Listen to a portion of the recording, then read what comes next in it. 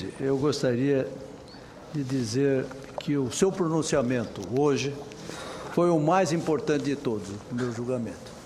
Generosidade sua, senador. Pelas convicções de Vossa Excelência.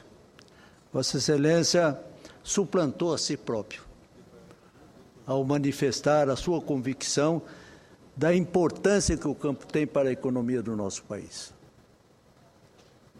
Todos aqueles que usaram da palavra, no meu entendimento, deram significado à importância da Embrapa.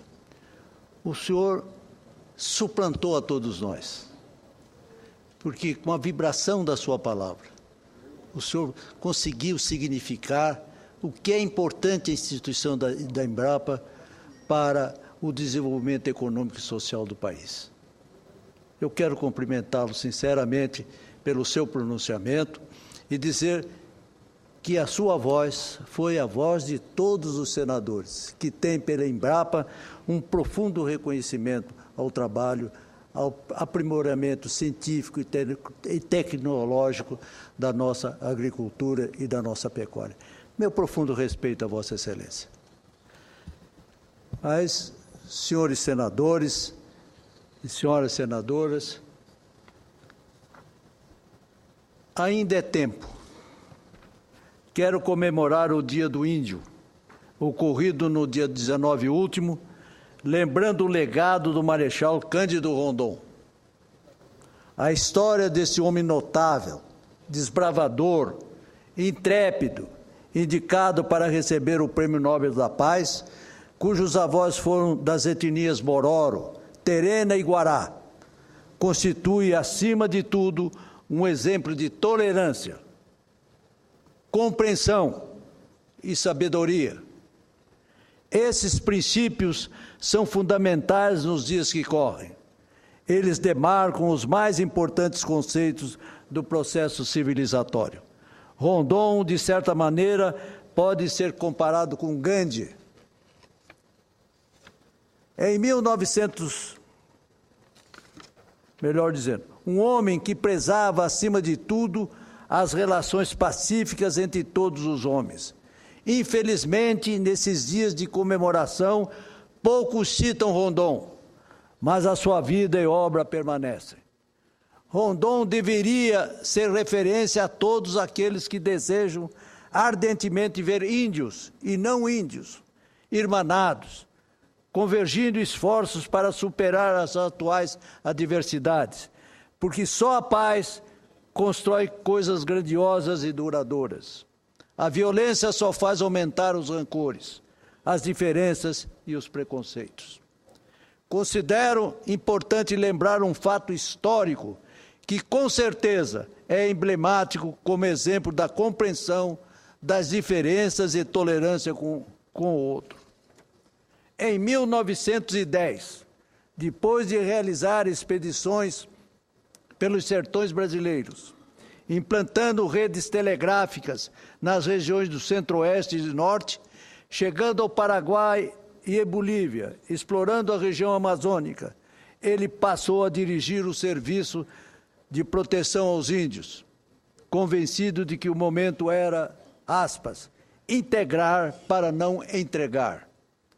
A Constituição de 1988, em seu artigo 231, veio alterar esse conceito geral inscrito no propósito legítimo de ocupação territorial para garantir as fronteiras brasileiras e nos protegendo do perigo da internacionalização de grandes regiões inabitadas, como a que honra aqui nesta casa o senador Mozarino Cavalcante, de Roraima, inóspitas e abandonadas à própria sorte. Assim, a Carta Magna, atendendo a novas demandas modernizadoras, estabeleceu na espinha dorsal da nossa legislação as noções de preservação ambiental, social, costumes, línguas, crenças e tradições, garantindo às etnias e espaços de inclusão no grande caldeirão cultural que é o nosso país. Mas quero chamar a atenção para um dado histórico que precisamos restaurar para as novas gerações. o fio condutor que liga a nossa tradição pacifista, forjada no processo miscigenatório que nos estudos do famoso Gilberto Freire gerou um povo de fala doce e gestos suaves. Numa das viagens de Rondon, nos idos de setembro de 1913, ele foi atingido por uma flecha envenenada dos índios nabiquaras. Por sorte, Rondon foi salvo pela bandoleira de couro de sua espingarda. Seus homens pensaram em reagir e ameaçaram atirar nos índios. Mas Rondon ordenou que não reagissem e que batessem em retirada, demonstrando o seu princípio de penetrar no sertão somente com a paz. Rondon era homem de princípios, tinha sangue indígena nas veias e uma visão positiva da humanidade. Por isso, senhores senadores, devemos ter em mente que só vamos solucionar os atuais conflitos demarcatórios tendo como referência a superação das diferenças, da abertura de mentes para o entendimento pacífico, toldada pelo espírito de que todos somos brasileiros e que a compreensão do valor da nacionalidade deve estar acima de todas as querelas e de todas as ideologias. Senhoras e senhores senadores, considero o dia 19 de abril mais do que uma data simbólica, que serve para as escolas relembrarem às nossas crianças a importância da cultura indígena para a formação do povo brasileiro. Afinal, pelas veias da maior parte da nossa população corre o sangue índio, branco e negro. O Dia do Índio foi criado por meio de um fato histórico que aconteceu no México. Concedo a palavra ao senador Mozarilda Cavalcante com muita honra. Acendendo aqui. Senador Rubem Figueiredo, eu quero cumprimentar Vossa Excelência, já que no dia 19, na verdade, coincidentemente, comemora-se o Dia do Índio e o Dia do Exército. O Dia do Exército, numa homenagem, inclusive, numa ligação direta com o Marechal Rondon, que foi um homem que prestou um serviço muito grande à pátria nessa questão indigenista. E Vossa Excelência fez uma menção aí clara à situação do nosso estado de Roraima. Agora mesmo a Rede Bandeirantes, jornais como a Folha de São Paulo, fizeram, num momento que uma comissão da Câmara foi lá avaliar a situação atual da reserva indígena Raposa Serra do Sol, viu a situação de miséria que os índios estão, tanto dentro da reserva quanto fora da reserva. Aliás, a grande maioria está saindo da reserva para ficar na periferia da cidade. Então, entendo que, embora o Supremo tenha colocado 19 condicionantes no julgamento da questão da Raposa Serra do Sol, houveram embargos que até agora não foram decididos. E entendo também que, no meu pouco saber jurídico, que essa fase de demarcação de terras indígenas já foi prescrita pela Constituição. Que a Constituição disse claramente lá que a União teria 5 anos para demarcar as reservas indígenas. Mas mesmo admitindo a elasticidade num outro ponto da Constituição que diz que é imprescritível o direito, nós já temos hoje mais de 15% do território nacional destinado a reservas indígenas. E o que é pior, na linha de fronteira. E pior ainda, falou aqui como médico, é que a única política que a FUNAI tem é de demarcar terras.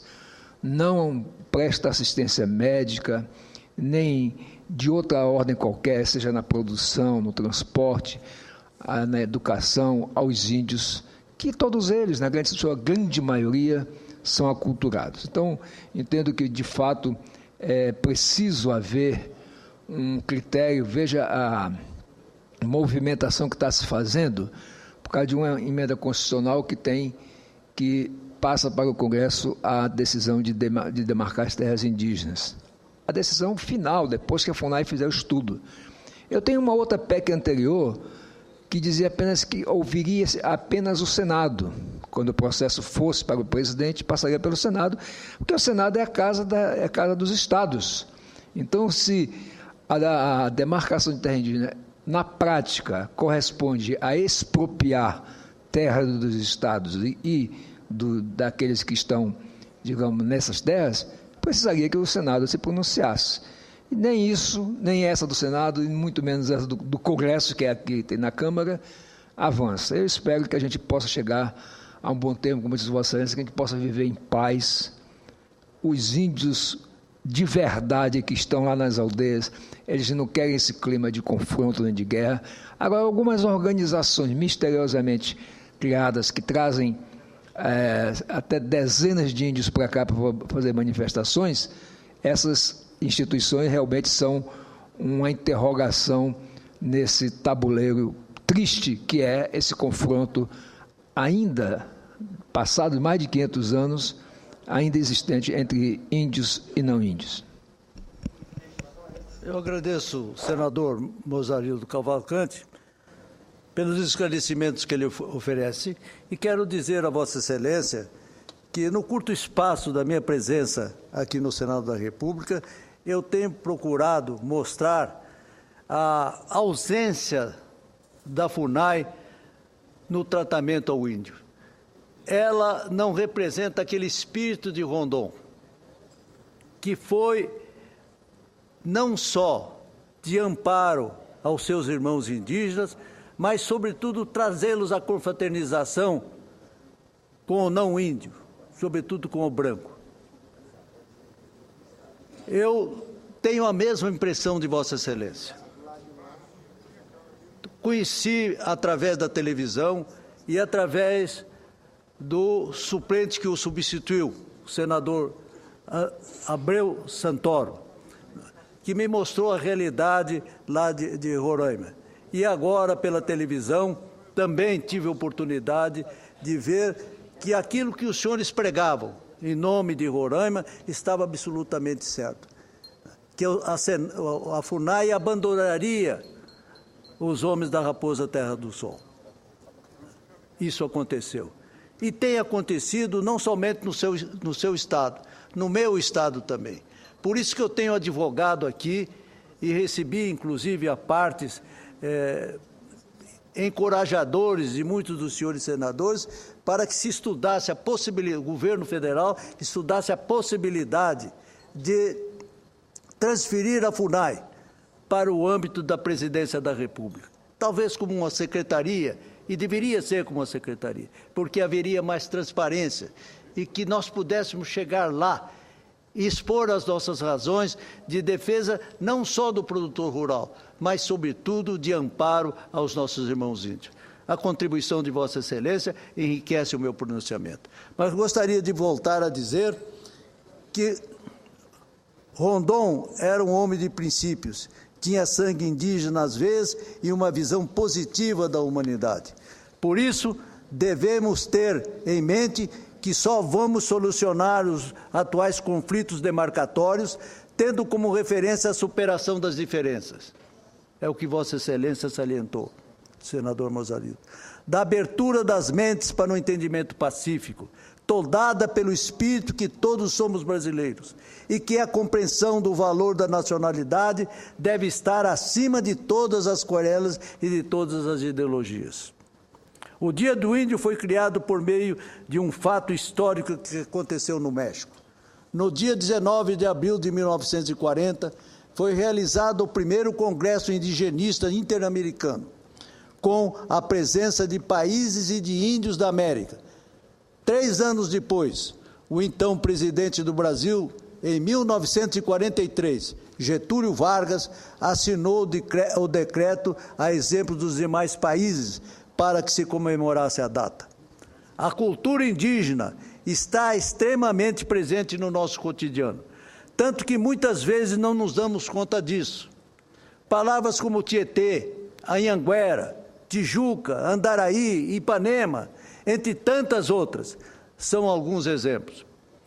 Se eu for citar, senhores senadores, Se eu for citar os nomes das cidades do meu estado, então acho que a grande maioria é de origem indígena, como Batayporã, Bataguaçu, Aquidauana, Carapó, Bodoquena, Tacuru, Niuaque, Corumbá, Jateí, Naviraí, Iguatemi, Itaquiraí, Amambai, Ponta Porã, entre outros tantos.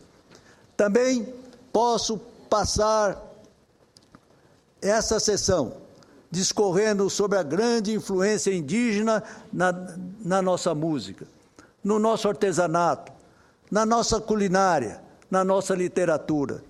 Desta interação notória dos hábitos miscigenados, herdamos alimentos básicos da culinária, como a mandioca e o milho, instrumentos musicais, como a flauta e o chocalho. Em alguns usos, por exemplo, no Mato Grosso do Sul, do tereré, uma bebida refrigerante que se toma na guampa da erva mate com água fria, ao contrário do chimarrão do Rio Grande do Sul, que é o mate quente.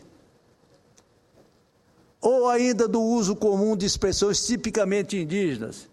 Me permito aqui que eu arranhe um pouco o Guarani, Diarrá, Jacaru, Comandá, que significa vamos almoçar com mandioca e milho. Senhores senadores, a importância dos povos indígenas para a configuração da nossa atualidade é inegável.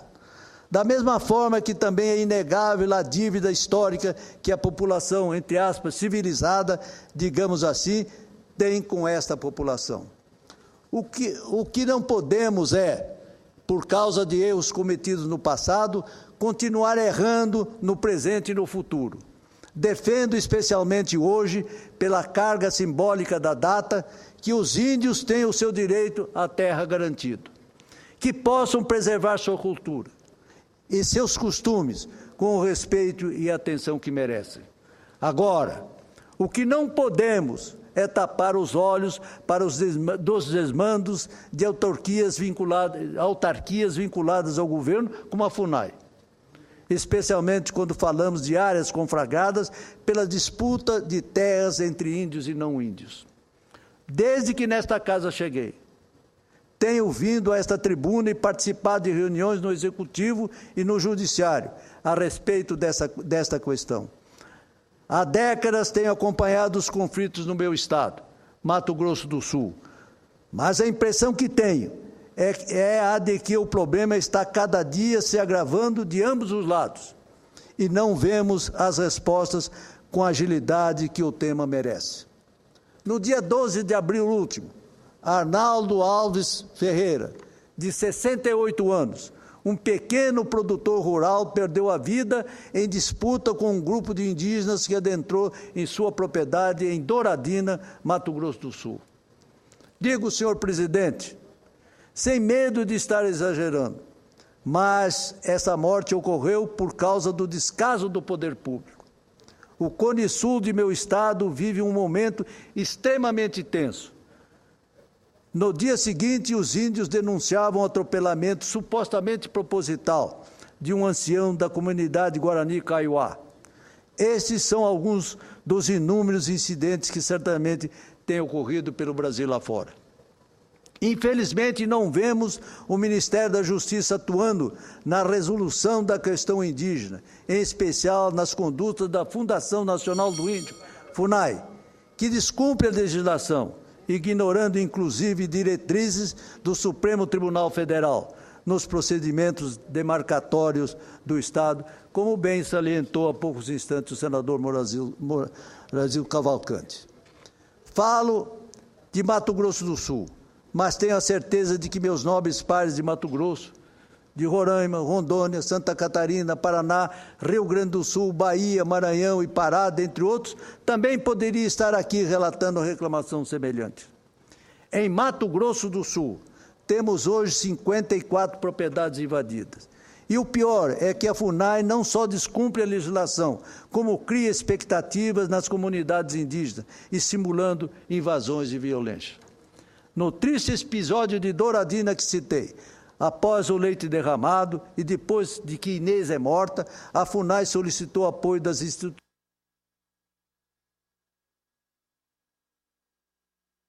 A pergunta que fica, senhor presidente, é quantas notas ainda serão publicadas lamentando mortes nos conflitos entre índios e produtores? Quantas vidas ainda serão perdidas nesta guerra que poderia estar sendo evitada se houvesse interesse político de resolver a questão rapidamente? Pergunto.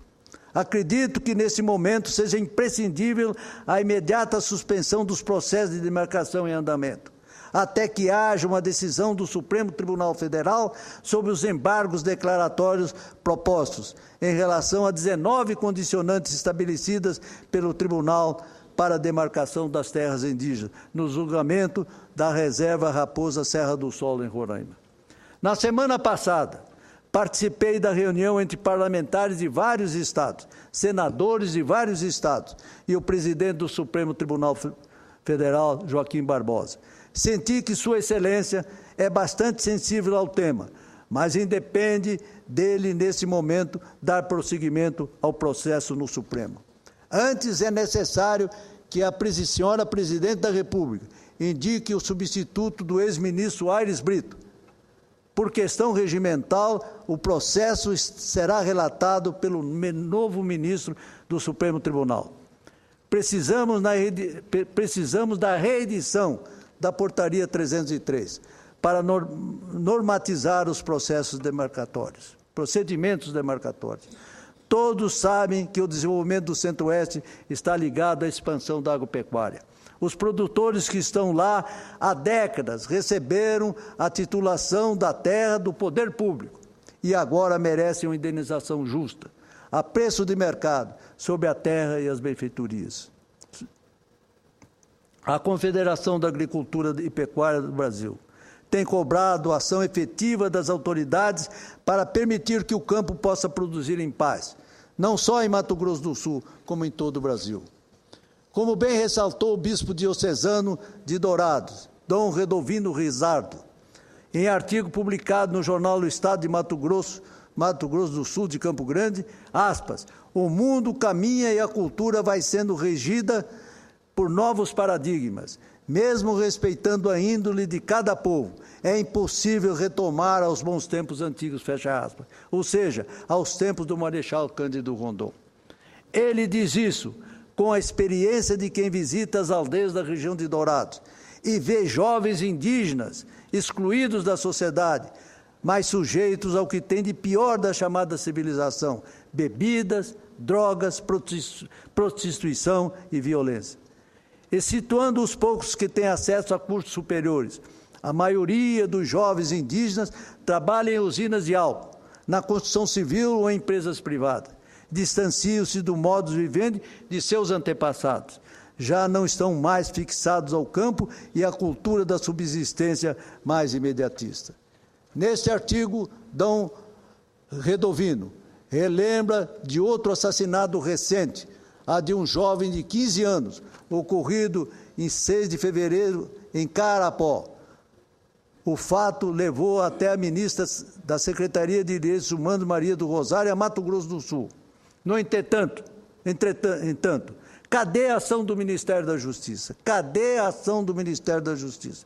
Porque ainda não houve uma ação mais efetiva a respeito dos demandos ou omissão da FUNAI, ou ao incentivar a quebra da lei, ao desinteressar-se pela sorte do índio? Pergunto.